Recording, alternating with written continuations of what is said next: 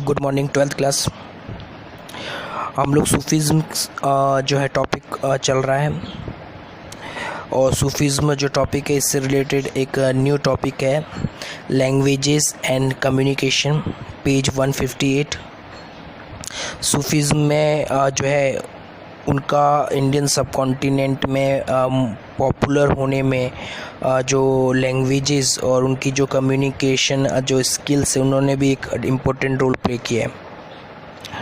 अगर हम लोग कहें तो जो चिश्तीज़ है उन्होंने यहाँ पर आए तो उन्होंने भी समा, देखिए समा वैसा ही है जैसे हिंदू धर्म में भजन कीर्तन होते हैं। हम लोग मंदिर में जाते हैं, भजन कीर्तन के द्वारा म्यूज़िक के थ्रू, सॉन्ग के थ्रू हम लोग अपने आप को हमारा जो कंसंट्रेशन है वो गॉड के तरफ करते हैं।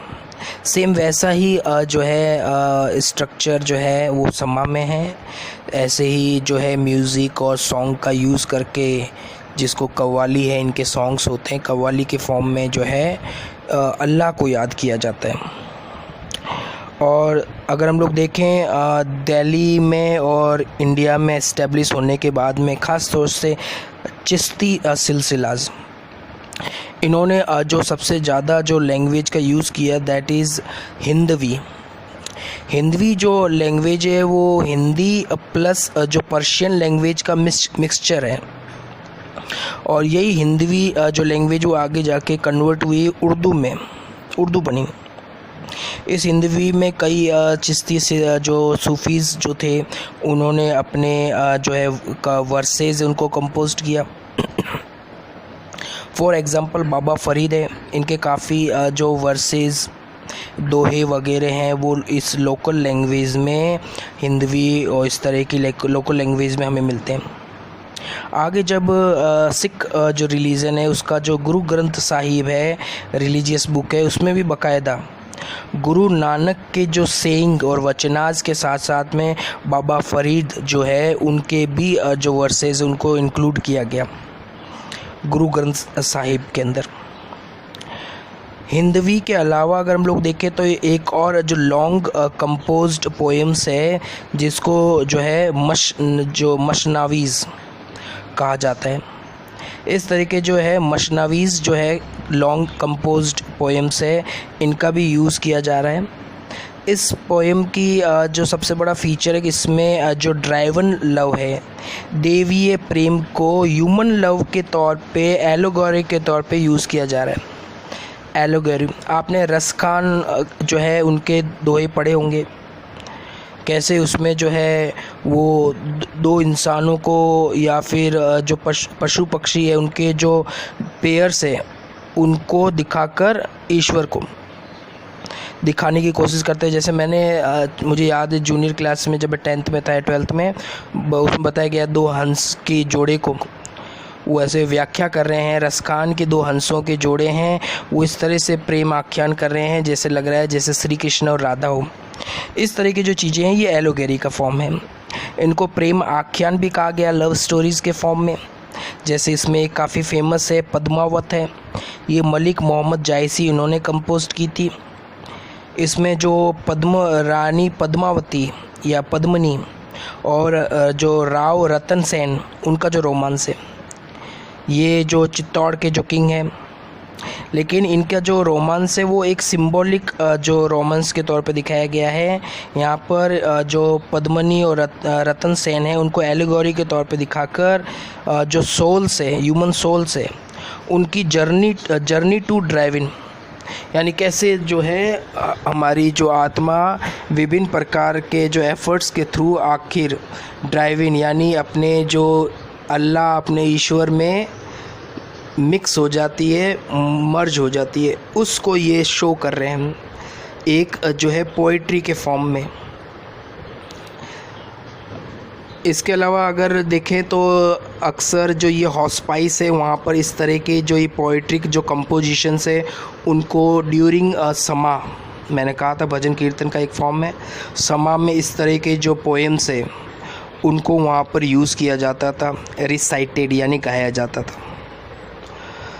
एक और जो फॉर्म है that is from Karnataka Bijapur. Bijapur Karnataka में है और इस यहाँ पर जो पोएम्स है वो शॉर्ट पोएम्स है और उसको जो है ये शॉर्ट पोएम्स दक्कनी लैंग्वेज में, ये दक्कनी लैंग्वेज उर्दू का ही एक वेरिएंट, उर्दू का ही एक फॉर्म है, एक डायलेक्ट है, बोली है उर्दू की। ये शॉर्ट जो पोएम्स है साउथ इंडिया में डेक्कन वहाँ से हैं और ये वहाँ पर पहले से वहाँ पर लोकल जो कस्टम और ट्रेडिशन के तौर पे पहले से वहाँ पर फेमस थी। हो सकता है ज़्यादातर यहाँ पर ये जो छोटी स्मॉल पोएम्स है वहाँ पर जो फीमेल्स जो थी वो अपने हाउस होल्ड जो है हाउस एक्टिविटीज़ है उनको परफॉर्म करते हुए इन शॉर्ट जो पोएम्स है उनको वो गाती थी, जिससे उनका एंटरटेनमेंट भी हो जाता था और घर के अपने काम भी करती रहती थी। फॉर एग्ज़ाम्पल ग्रेन ग्राइंडिंग का जो वर्क है, स्पिनिंग का जो वर्क है, स्टिचिंग का जो वर्क है, तो वो भी करती रहती और साथ साथ में इस तरह के जो चॉर्स, इस तरह के छोटे गाने हैं उनको भी गाती थी। इसी में ही अगर हम लोग देखें तो आगे जाके लोरीनामा या फिर जो है लुलाबीज़ यानी छोटी छोटी लोरियाँ या फिर शादी नामाज, वेडिंग सॉन्ग्स, ये इसी के एग्जांपल्स है जिसमें हम लोग देखते हैं वेडिंग्स और लोरी के फॉर्म में जो बच्चे को सुलाने के समय में इस तरह की स्मॉल पोएम्स का यूज़ किया जाता है। तो सूफ़ी चिश्तीज़ जो है जो साउथ से बिलोंग करते थे, कई साउथ में इन सूफियोज़ ने 17 और 18th सेंचुरी में इस तरह का जो फॉर्म है दक्कनी लैंग्वेज में, ये जो शॉर्ट पोएम्स है इसको भी इंट्रोड्यूस्ड किया। हो सकता है कि ये जो फॉर्म है उन्होंने जो है वो भक्ति ट्रेडिशन के दौरान कन्नड़ जो वाचनाज है, जो लिंगायत्स जो थे, और मराठी के अंदर जो है अभ्यांग्स, जो आपके जो है पंधारपुर, ये महाराष्ट्र में जो पंधारपुर के जो सेंट्स जो है वो अभंग्स, मराठी के जो अभंग्स है, और कन्नड़ के जो वाचनाज है जो लिंगायत्स यूज़ करते हैं कर्नाटका में। हो सकता है कि वहाँ पर इसी तरह की ये जो शॉर्ट पोएम्स थी इनसे इंस्पायर होके जो चिश्तीज़ थे बीजापुर के कर्नाटका को, उन्होंने इस तरह का जो एक न्यू फॉर्म को इन्होंने एडॉप्ट किया। तो आप देख सकते हैं किस तरह से लोकल ट्रेडिशन का यूज़ करके जो इस्लाम है वो लोकलाइज्ड हो गया, और लोकलाइज्ड होकर वो जो ऑर्डिनरी जो पीपल थे, ऑर्डिनरी जो पर्सन्स थे, उनमें पॉपुलर होता चला गया और वो बड़ी तेज़ी से उसने जो है वो इंडियन सब कॉन्टिनेंट में स्प्रेड आउट हुआ। नेक्स्ट जो टॉपिक है page 159, that is Sufis and state. ये सूफीज़ है, इनका स्टेट यानी पॉलिटिक्स से क्या रिलेशन है। अगर हम लोग देखें तो चिश्तीज़ जो है वो ऑस्टेरिटी यानी काफ़ी संयमित सिंपल लाइफ होती थी उनकी, वो जो वर्ल्डली जो पावर और वर्ल्डली जो प्लेजर्स है, सांसारिक सुखों से दूर रहना चाहते थे। मीन्स वो इकोनॉमिक जो पावर्स है, पॉलिटिकल जो पावर्स, इनसे दूर। वो अपने आप को पूरा जो है स्पिरिचुअल जो है में ही जो है अपने आप को एंगेज रखते थे। लेकिन इसका मतलब ये नहीं कि वो पॉलिटिकल पावर से बिल्कुल एब्सोल्यूट आइसोलेटेड थे, यानी उनसे बिल्कुल ही दूरी बना के रखते थे। नहीं, उनके साथ टचमेंट था। कई जगह हमें उनके रॉयल पैट्रोनेज के एग्जाम्पल मिलते हैं रूलर्स के थ्रू, और वो इनको एक्सेप्ट भी करते हैं। अगर सूफीज़ है उनको अगर रूलर्स जो है पॉलिटिकल एलाइट्स है वो जो है सॉलिकेटेड ग्रांट्स देते हैं, डोनेशन देते हैं, यानी बिना मांगे, बिना डिमांड की अगर वो अपनी इच्छा से अगर वो कोई ग्रांट्स और डोनेशन देना चाहें तो ये लोग एक्सेप्ट कर लेते थे। ये लोग अपनी तरफ से किसी तरह की कोई डिमांड नहीं करते थे रूलर से, और जो भी इनको ये डोनेशन मिलता था वो अपने यूज़ के लिए नहीं करते थे। वो उनका एक्यूमुलेशन नहीं करके वो इनको चैरिटेबल जो वर्क है उसमें यूज़ करते थे सूफीज़। कई जगह हमें ये रिकॉर्ड मिले हैं कि कई सुल्तान यानी जो मुस्लिम रूलर्स थे उन्होंने चैरिटेबल ट्रस्ट बनाए हैं। इन चैरिटेबल ट्रस्ट के थ्रू वो टाइम टू टाइम डिफरेंट जो खानगाज और हॉस्पाइस और सूफीज़ है उनको एंडोमेंट या फिर डोनेशन वो देते रहे हैं, और कई बार उन्होंने ग्रांटेड जो टैक्स फ्री लैंड भी उनको दिए इनाम में। चिश्तीज़ इनको एक्सेप्ट करते थे, चाहे वो कैश में हो या अदर फॉर्म में हो, यानी अगर आप उनको ग्रेन्स दो, अनाज दो, कोई पीस ऑफ लैंड दो, वो एक्सेप्ट कर लेते थे। लेकिन वो इसको एकोमोडेट नहीं करते थे। ऐसा नहीं कि वो दुनिया भर का जो ये डोनेशन उसको इकट्ठा करें। वो जो भी डोनेशन आता था उसको अपने जो पब्लिक है वेलफेयर एक्टिविटीज़ जो है, चैरिटेबल जो एक्टिविटीज़ है, उसमें उसको यूज़ कर लेते थे।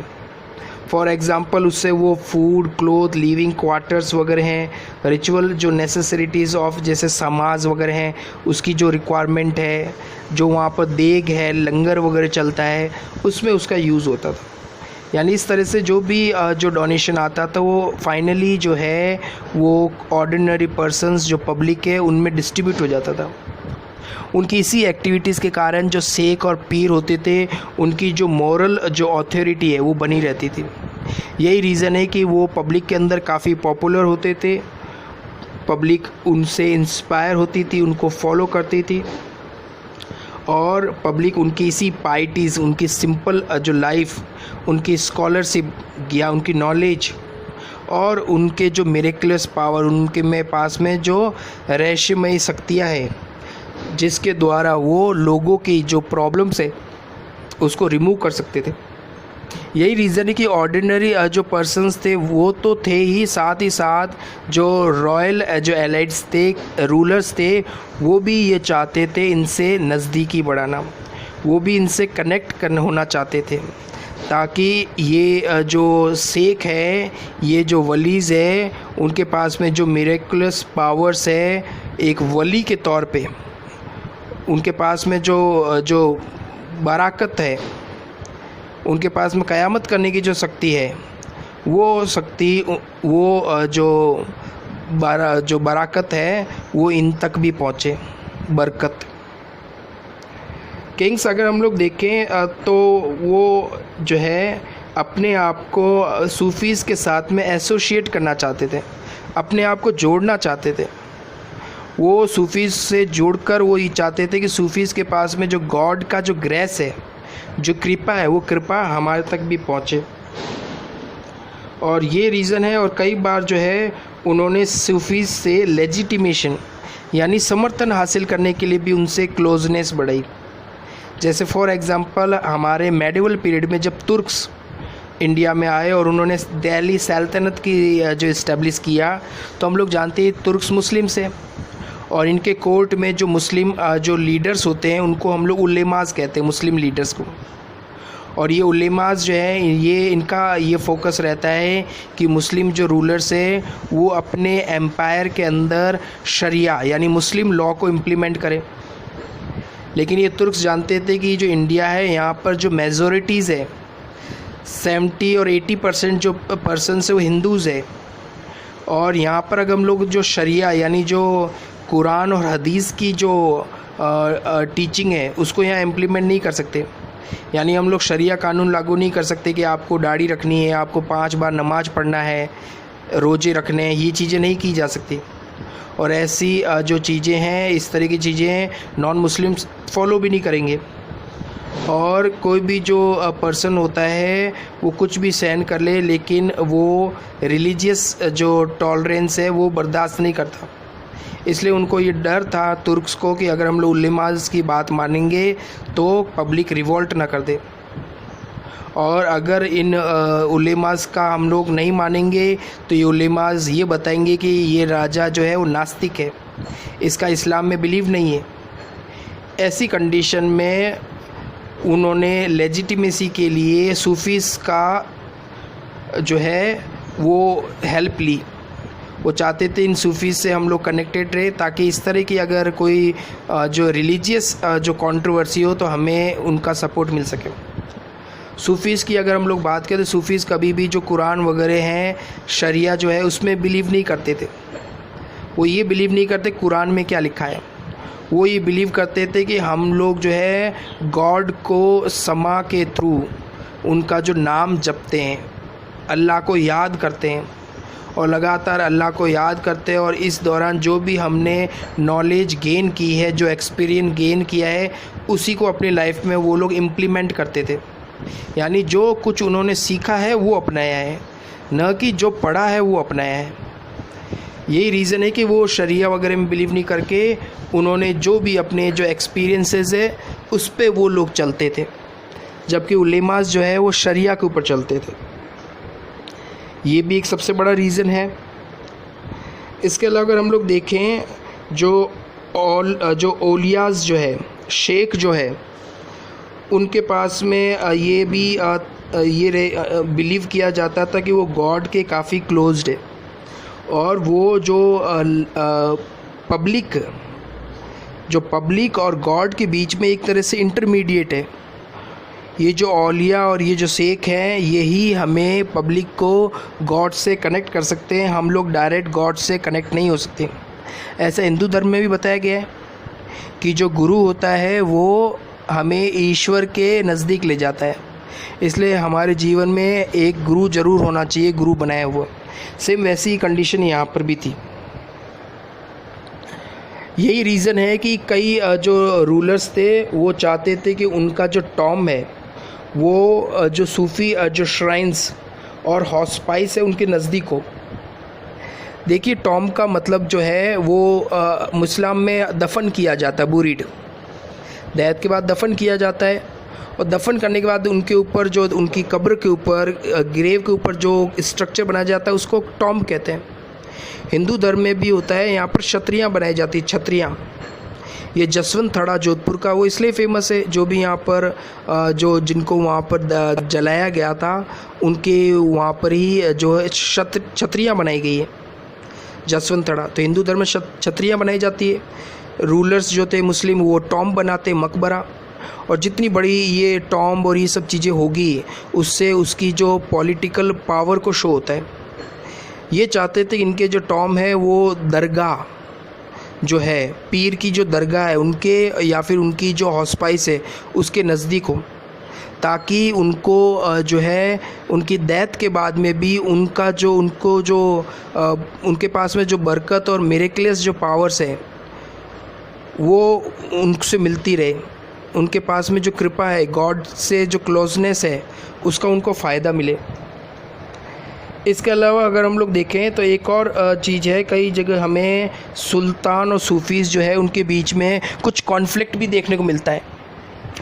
कई बार जो है अगर हम लोग देखें इनके स्टेटस की बात करें तो सुल्तान्स जो है वो अपने आप को बड़ा दिखाने की कोशिश करते हैं, और कई बार जो शेख और पीर है वो अपने आप को सुल्तान से भी बड़ा दिखाने की कोशिश करते हैं, और इसी के लिए वो कई तरह के जो रिचुअल्स है वो परफॉर्म करते हैं, कई तरह के एक्टिविटीज़ परफॉर्म करते हैं जिसके थ्रू वो अपने आप को बड़ा दिखाने की कोशिश करते हैं।